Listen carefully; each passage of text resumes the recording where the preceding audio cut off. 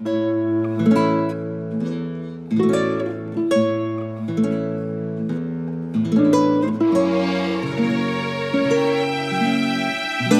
loup et les 7 chevreaux.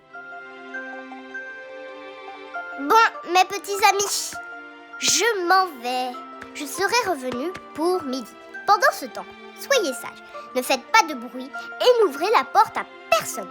On ne sait jamais ce qui pourrait arriver. Vous pourriez avoir de gros ennuis, comme les 7 petits chevreaux par exemple. Je vais vous raconter leur histoire. Il était une fois un loup et 7 petits chevreaux. Les chevreaux écoutaient bien leur maman, mais le loup, lui, n'écoutait absolument personne. C'est pour ça qu'en grandissant, il était devenu aussi méchant, mal élevé et insupportable.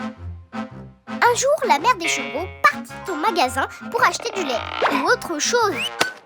Bon, bref, il lui fallait trouver de la nourriture. Du chou, peut-être. Avant de se mettre en chemin, elle dit aux chevreaux: mes petits, restez sages et n'ouvrez la porte à personne. Même si on vous dit que c'est la police ou le plombier. N'ouvrez que si vous entendez cette chanson. Petits chevreaux, où sont passées vos oreilles? Petits chevreaux, où sont passées vos petites oreilles? Ah non, pas celle-là. Voici la bonne. Mes chevreaux, mes petits, ouvrez la porte, montrez-vous. Votre maman est arrivée, elle a apporté du lait. Non, c'est du chou qu'elle est allée acheter. Il nous faut une chanson sur les choux. Mes chevreaux, mes petits, ouvrez la porte, montrez-vous. Votre maman est arrivée, elle a apporté du chou. Voilà, mais le loup n'était pas loin et il a entendu la chanson. Qu'il est affreux ce loup! C'est vraiment très mal d'écouter aux portes. Quand la maman partit, le loup alla directement tambouriner à la porte et se mit à chanter. Mes chevreaux, mes petits, votre maman est arrivée et elle a apporté du lait. C'est qui cette maman qui hurle comme cela? Les chevreaux répondirent alors au loup: va-t'en, tu n'es pas notre maman. La nôtre, elle est partie acheter du chou. Ils n'ouvrirent pas la porte. Mais le loup avait vraiment très envie de manger les chevreaux. Et il eut une idée. Il alla voir le forgeron et lui demanda de prendre sa voix de loup pour la transformer comme celle d'une chèvre. Le forgeron sortit alors un énorme marteau. Puis, il attrapa le loup et lui forgea une petite voix aiguë. Le loup put alors bêler pas plus mal qu'une chèvre. Il se précipita devant la porte et se mit à chanter. Mes chevreaux, mes petits, ouvrez la porte, montrez-vous. Votre maman est arrivée, elle a apporté du lait. Oups, elle a apporté du chou. Ces nigauds de petits chevreaux sautèrent de joie. C'est maman, crièrent-ils. Ils allèrent ouvrir la porte. Seul le plus petit des chevreaux sentit que quelque chose n'allait pas et se cacha dans le four. Le loup surgit dans la maison et avala les 6 petits chevreaux, tout ronds, sans même s'étrangler. Il regarda tout autour de lui en cherchant le 7e petit chevreau. Il entendit quelqu'un éternuer dans le four. « Ah ah !» cria-t-il. « Voilà sa cachette !»« Attends, je vais t'attraper !» Le loup avait une petite voix terrifiante. Il tremblait de rage et claquait des dents. Mais il n'arrivait pas à atteindre le petit chevreau. Il décida donc de souffler sur le four pour le casser. Il souffla une fois et des cendres s'envolèrent. Il souffla une deuxième fois, il y eut un courant d'air. Il prit son élan. Il souffla tellement fort qu'il devint tout rouge. Qu'il est bête ce loup! Il souffle, mais la chose bouge pas. On dirait un éléphant embêté par un caillou. Évidemment qu'il ne bougera pas. Il est en pierre, le four. Il se dit alors: je vais l'attraper en passant par la cheminée. Il se mit alors à grimper sur le toit. Mais ce n'est pas facile de monter sur le toit avec un ventre aussi plein. Il tomba 2 fois, s'écorcha les genoux, s'enfonça des échardes dans la queue, mais finit par monter. Il était arrivé jusqu'à la cheminée, mais il ne passait pas dans le conduit. Son ventre était trop gros. Il sortit donc les chevreaux, les aligna sur le toit et leur dit: restez sages, sinon je vais vous manger. Mais il pensait: je vais aller chercher le plus malin, puis je vais tous les avaler. Le loup entra dans la cheminée et commença à descendre. Il se couvrit de suie. Puis tout à coup, il entendit une allumette craquer en bas. C'était la chèvre qui était revenue et qui commençait à allumer le feu pour faire cuire son chou. Pendant que le loup descendait dans la cheminée, elle avait pu chanter la vraie chanson, faire descendre ses chevreaux du toit et gronder le tout petit parce qu'il était dans le four. La chèvre alluma le feu et le loup se brûla la queue. Le loup se mit à crier: mais qu'est-ce que vous faites? Ça fait mal! Il parvint à sortir de la cheminée et courut vers le bois pour soigner sa queue. La chèvre clignait des yeux. Elle ne comprenait pas comment le loup avait pu atterrir dans la cheminée. Alors, les 7 petits chevreaux lui racontèrent. Et voilà toute leur histoire. Oups, j'ai trop parlé, je suis en retard. Et vous, si vous voulez manger du chou, n'ouvrez pas aux inconnus.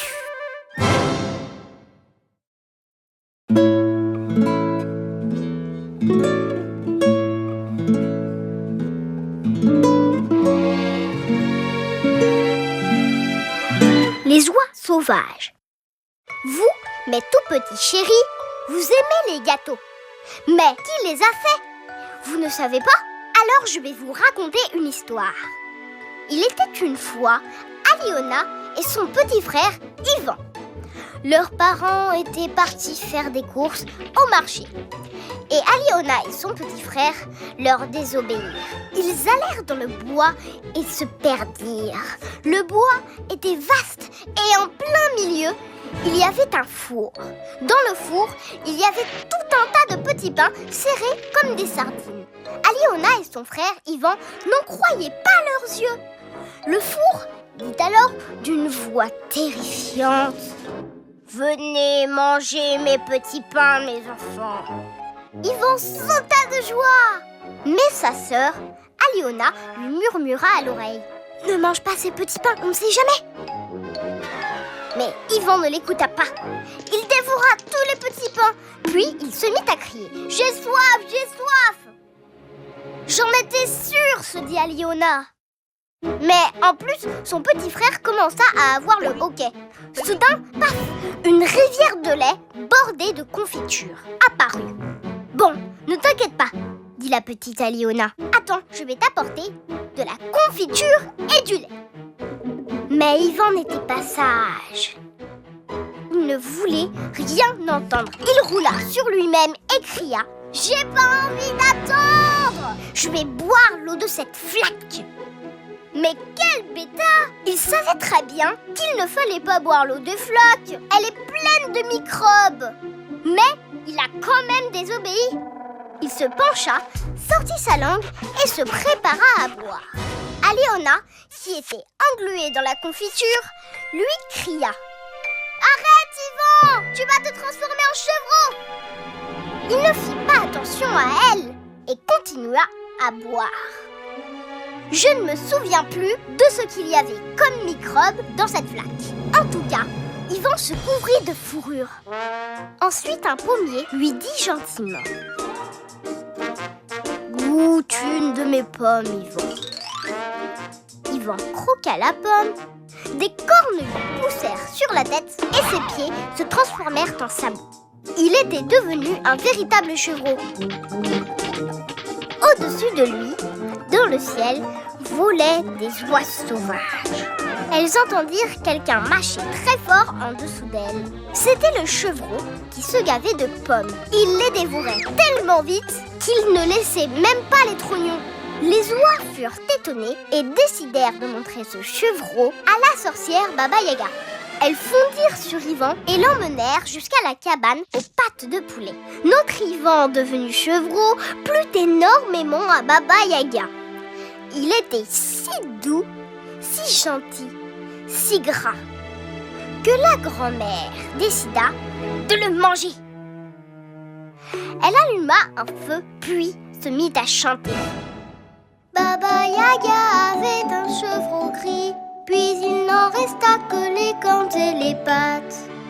Le chevreau eut très peur et se mit à bêler. Des flammes gigantesques, des marmites bouillonnantes, des couteaux aiguisés. On va me manger! Il courut de toutes ses forces pour aller retrouver sa sœur qui était coincée dans la confiture. Baba Yaga vit que le chevreau s'était échappé et lança les oies sauvages à sa poursuite. Aliona se libéra enfin de la confiture et prit son petit frère dans les bras, mais il n'avait nulle part où se cacher. Désespérée, elle se mit à pleurer. Là, le four eut honte d'avoir gavé Yvan avec ses petits pains. Il cacha les pauvres enfants. Les oies sauvages passèrent sans les voir. Plus tard, Aliona se perdit encore dans les bois. Mais Yvan, le petit chevreau, put retrouver le chemin grâce à son flair.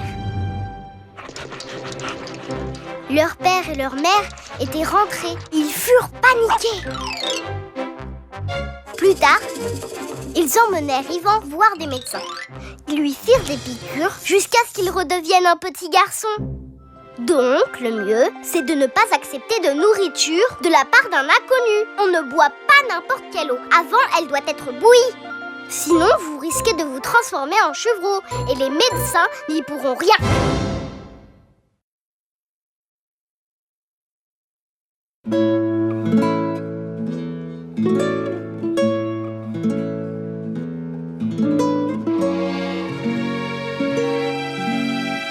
La renarde et le lièvre. On dirait qu'il me manque des cubes. Est-ce qu'on peut appeler ça un château fort? Quand on fait quelque chose, il faut bien s'appliquer. Construire solide, sinon on aura des problèmes. Par exemple, il était une fois une renarde et un lièvre. La renarde avait une maison en glace et le lièvre une maison en bois. Évidemment, à l'arrivée du printemps, la maison de la renarde fondit. Il n'en resta qu'une souche. La renarde alla voir le lièvre toute mouillée et lui dit « Cher petit lièvre, laisse-moi venir vivre chez toi. » Le lièvre était très gentil. « Mais oui, bien sûr, mon ami la renarde. Entre, fais comme chez toi. Mais ne salis pas par terre. » La renarde s'installa, sécha, ébouriffa sa magnifique queue rousse et s'admira dans le miroir. Le petit lièvre commençait à l'agacer. Avec ses grandes oreilles, ses yeux qui louchaient et sa petite queue ridicule. La renarde décida de mettre le lièvre dehors. « Va-t'en, sors d'ici avant que je te mange. Va-t'en, je ne veux plus te revoir par ici. Va-t'en, je ne veux plus te revoir par ici. » Le lièvre partit en pleurant et rencontra un chien. « Pourquoi tu pleures, mon petit ami ?»« Parce que j'avais une maison en bois et la renarde une maison en glace. Le printemps est arrivé et la maison de la renarde a fondu. Je l'ai accueillie chez moi et elle m'a mis dehors. »« Ne t'inquiète pas, lièvre. Je vais t'aider.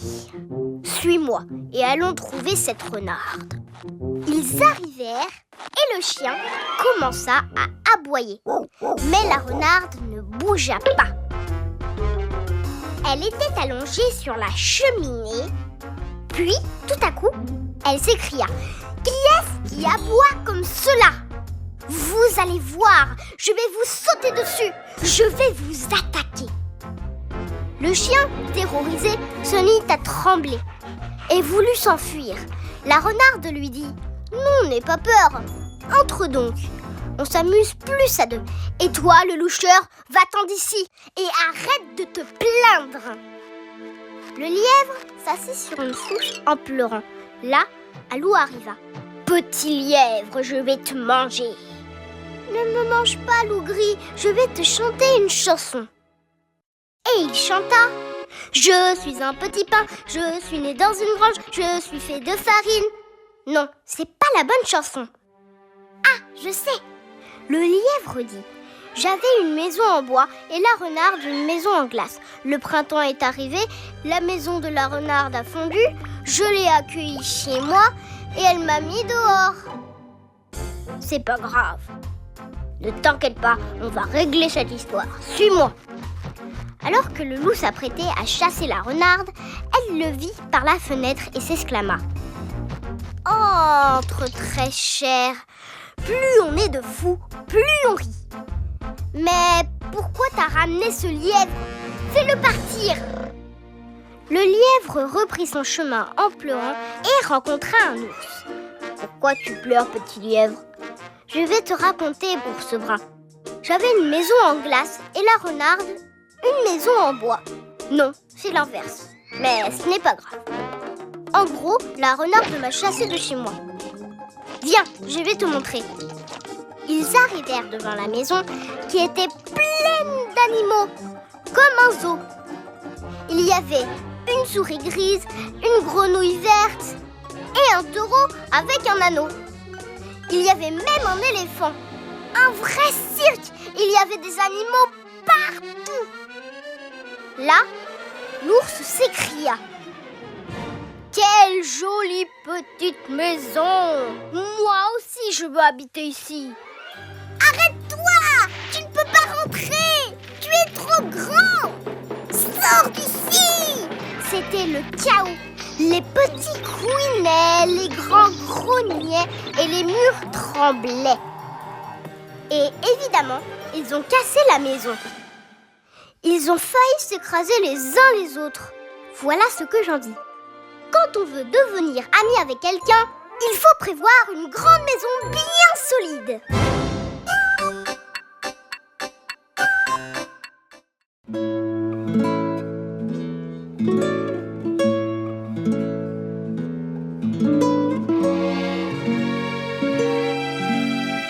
Le petit chaperon rouge. J'adore rendre visite à Mishka. Un jour, je vous emmènerai avec moi. En parlant de rendre visite à des gens, voici une histoire terrifiante à ce sujet. Il était une fois une petite fille qui s'appelait le petit chaperon rouge. Parce qu'elle portait toujours un chaperon rouge. Hiver comme été. Un jour, la mère du petit chaperon rouge lui demanda « Apporte ce panier à ta grand-mère qui est bien malade. » La petite fille prit le panier rempli de petits pains et se mit en route.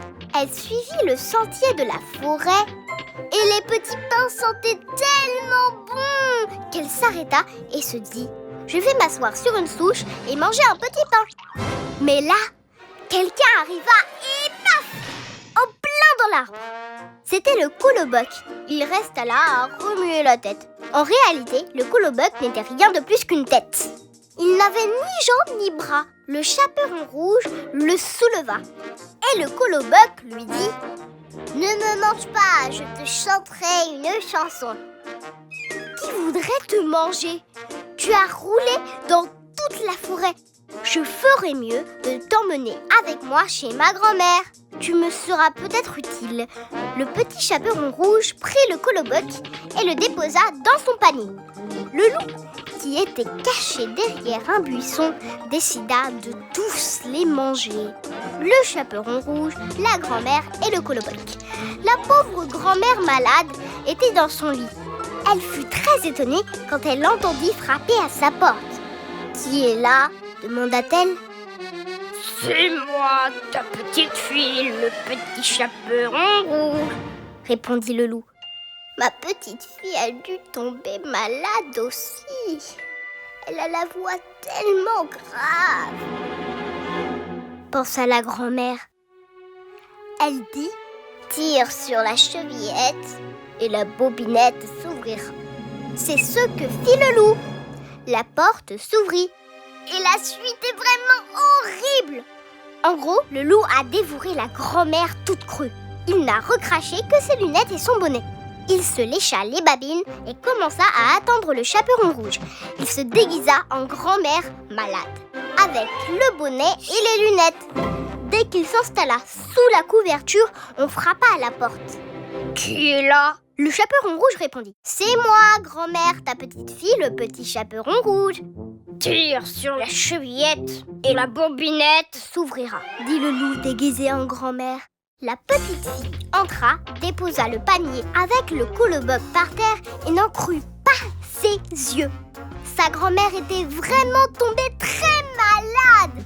Elle était devenue grise et toute poilue. Le chaperon rouge s'assit près du lit et dit « Grand-mère, pourquoi as-tu de si grandes mains ?»« Pour mieux te prendre dans mes bras, mon enfant » dit le loup en souriant. « Dis, grand-mère, pourquoi as-tu de si grandes dents ?»« Pour mieux te manger » cria le loup avant d'avaler le petit chaperon rouge. Le coloboc fut terrifié et hurla de terreur et sauta du panier. Le loup l'attrapa au vol et l'avala aussi. Allongé sur le lit, le loup ne pouvait plus bouger.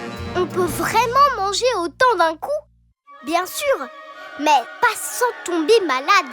Il commença à gonfler, se transforma en énorme ballon et boum ! Il explosa. De son ventre sortirent la grand-mère, le petit chaperon rouge et le coloboc.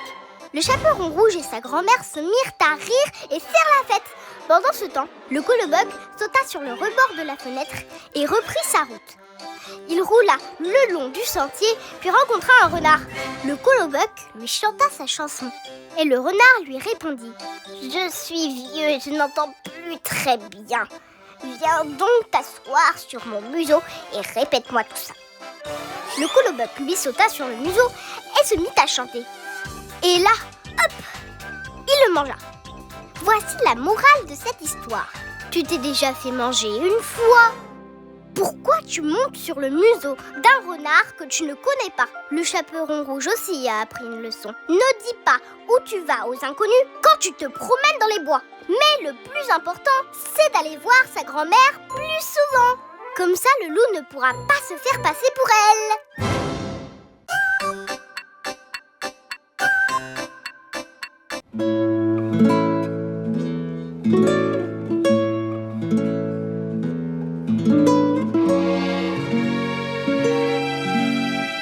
Le père Frima. Alors, vous êtes assis là et vous ne savez pas que l'hiver est arrivé. Il y a de la neige partout. Peut-être même que vous ne connaissez pas le père Frima. Tant pis, écoutez cette histoire. Il était une fois une horrible femme. Elle avait 2 filles, sa vraie fille et sa belle-fille. Elle gâtait sa vraie fille, lui donnait des fruits et toutes sortes de sucreries. Mais cette dernière passait son temps à faire des caprices. Son gâteau était trop sec, ses bonbons n'étaient pas assez sucrés, elle avait perdu sa poupée. L'autre petite fille, au contraire, était très gentille. Elle ne se plaignait jamais et s'occupait de toutes les tâches ménagères. Mais sa belle-mère ne l'aimait pas. Un jour, elle la prit, l'emmena dans les bois et l'abandonna. La petite fille resta toute seule sous un sapin. Elle avait très froid. Tout à coup, la sorcière Baba Yaga arriva dans son pot.